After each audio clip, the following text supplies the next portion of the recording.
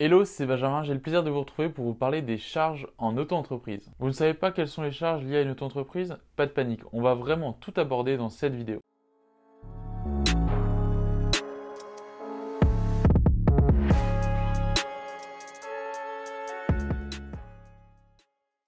Les charges sociales en auto-entreprise. Premièrement, voyons ensemble les cotisations sociales en auto-entreprise. En fait, les cotisations sociales de la micro-entreprise représentent quand même une très grosse partie de toutes vos charges. Mais du coup, à quoi elles servent si elles représentent une grosse partie? En fait, elles vous permettent de bénéficier d'une couverture sociale qui soit vraiment complète. Elles sont calculées directement depuis votre chiffre d'affaires et dépendent là de votre activité. Donc les taux de cotisation sociale dépendant de votre activité sont les suivants. Ils seront de 12,8% pour les activités d'achat-revente comme par exemple si vous faites de l'achat-revente de t-shirts en ligne, et ils seront de 22% pour les activités de prestation de services, que ce soit artisanales, commerciales, mais aussi les bénéfices non commerciaux, donc les activités dites libérales. Alors quelque chose de très important pour pouvoir se lancer sereinement, il faut savoir qu'avec l'ACRE, vous pouvez bénéficier d'une réduction de 50% de vos cotisations sociales dans la première année. Ça permet vraiment de se lancer, d'accumuler un peu plus de trésorerie que si on payait les taux pleins. La contribution à la formation professionnelle. Promis, ici, je ne vais pas essayer de vous vendre une formation éligible au CPF comme vous pouvez recevoir tant d'appels par jour, mais je vais vous parler vraiment d'un mécanisme qui existe réellement, donc la formation professionnelle qui a été mise en place par l'État. Et donc, en tant que micro-entrepreneur, vous cotisez pour cette formation professionnelle. Alors, les taux, ils dépendent également de votre activité et du coup, ils sont les suivants. On sera sur du 0,1% de votre chiffre d'affaires pour les activités d'achat-revente, de 0,2% pour les prestations de services libérales et les prestations de services commerciales. Et désolé pour les artisans, mais on sera à 0,3% du chiffre d'affaires pour toutes les activités dites artisanales. Vous allez voir dans cette vidéo, les artisans, vous êtes vraiment pas gâtés. Et du coup, comme je vous expliquais juste avant, cette cotisation, elle vous permet de cumuler des points de formation, même des euros de formation. En fait, quand vous voulez vous former, il faut vérifier que les formations sont éligibles au CPF. Comme ça, vous pouvez tout simplement utiliser ces crédits pour vous financer vos formations.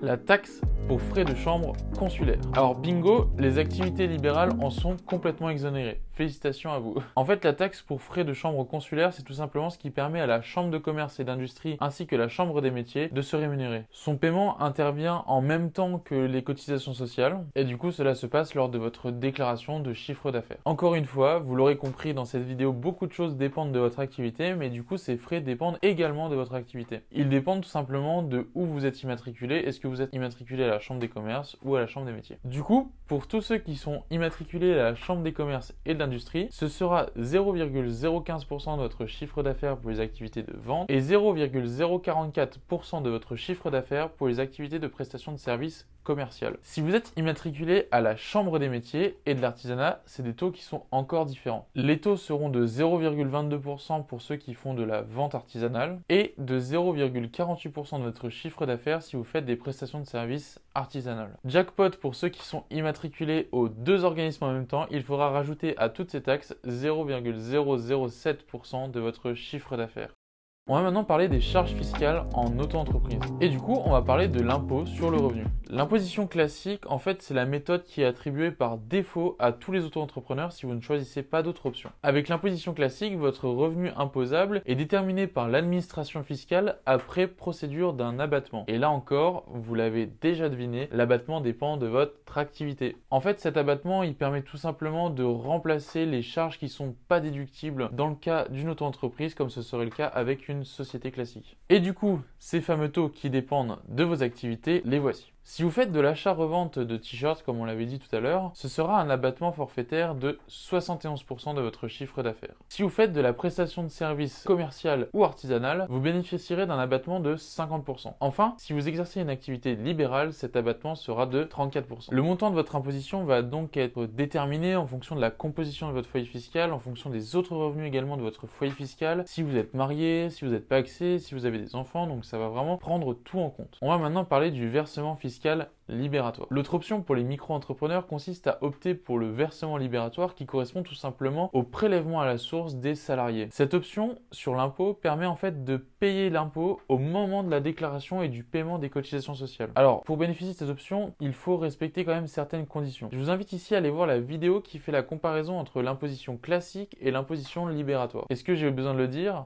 que ces taux ils dépendent également de votre activité. On retrouvera ici 1% pour les activités de vente, 1,7% pour les activités de prestation de services libérales et commerciales et 2,2% pour les activités artisanales. Alors ce versement libératoire, c'est quand même un bon moyen d'optimiser sa fiscalité, mais attention, il n'est pas avantageux si vous n'êtes pas redevable des impôts. C'est souvent le cas quand par exemple vous êtes étudiant et que vous faites ça à côté de vos études, vous n'avez pas beaucoup de chiffre d'affaires, donc là vraiment l'imposition classique sera plus avantageuse. Le petit désavantage de l'imposition libératoire, c'est que vous payez de l'impôt dès votre premier euro de chiffre d'affaires. Parlons maintenant de la cotisation foncière des entreprises. Alors la cotisation foncière des entreprises, qu'est-ce que c'est? La cotisation foncière, c'est un impôt qui sert à financer le budget de votre commune, là où est implantée votre auto-entreprise. En fait, cet impôt, il est un petit peu particulier car il dépend tout simplement de la valeur locative de vos biens, mais également d'un taux qui est disposé par votre commune, et c'est pour ça qu'il est difficile de vous estimer le montant exact de cet impôt. Là, je vous invite à vous renseigner auprès de votre commune ou sur internet pour trouver le taux qui est afféré à celle-ci. Si vous exercez votre activité à votre domicile ou au domicile de vos clients, vous restez cependant redevable à cette imposition. Sachez également qu'il existe plusieurs cas d'exonération de la CFE. Donc on aura par exemple les VTC ou alors les professeurs indépendants qui seront complètement exonérés de cet impôt. Vous pouvez également vous retrouver dans des zones de revitalisation rurale ou alors dans des bassins d'emploi à redynamiser au niveau des villes. Donc vraiment renseignez-vous bien si vous pouvez être exonéré. Il y a également une exonération d'office qui est appliquée à tous les auto-entrepreneurs qui commencent leur activité.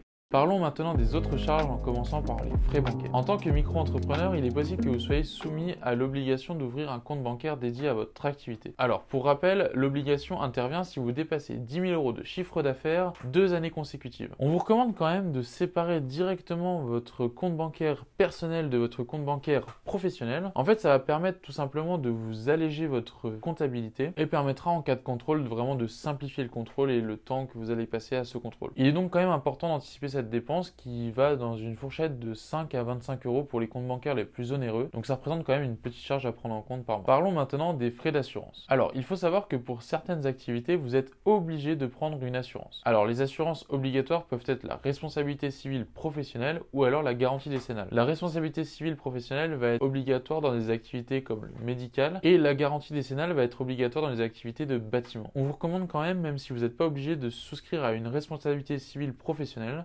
Je vais vous donner un exemple. Pour les développeurs web, par exemple, si vous manipulez une base de données d'un client et que celle-ci vient à disparaître malencontreusement, vous allez devoir rembourser vraiment une somme très importante. Cette responsabilité civile professionnelle vous permet de vous couvrir en cas d'erreur lors de manipulation infructueuse. Les coûts de ces assurances peuvent varier pour la responsabilité civile professionnelle de quelques euros par mois à quelques centaines d'euros par mois pour la garantie décennale qui est malheureusement obligatoire pour toutes les activités du bâtiment et majoritairement les activités artisanales. Il y a également d'autres assurances qui peuvent être assez intéressantes dans le cas d'un micro-entrepreneur. Je parle ici de la mutuelle et de la prévoyance qui vous permet de vous couvrir en cas d'invalidité à long terme par exemple. Ensuite, la dernière catégorie, ça va être les frais qui sont liés tout simplement à votre activité. Alors ici, on peut compter quand même pas mal de frais qu'il faut prévoir et qui est vraiment intéressant de comptabiliser dans votre budget prévisionnel. Je parle ici des frais des abonnements, tout simplement, la facture internet, la facture de téléphone qui sont nécessaires pour votre activité. On parle également